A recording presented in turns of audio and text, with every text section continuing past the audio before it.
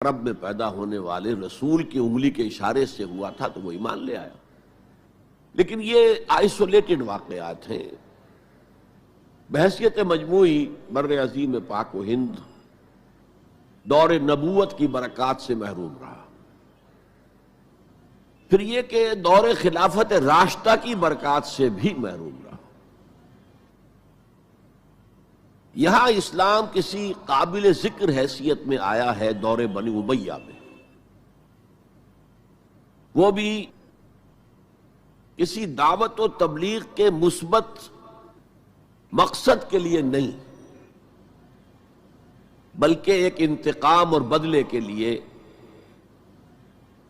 کہ کچھ مسلمان تاجروں کا ایک بحری قافلہ جو سرندیپ سے لنکا سے جا رہا تھا عرب کی طرف،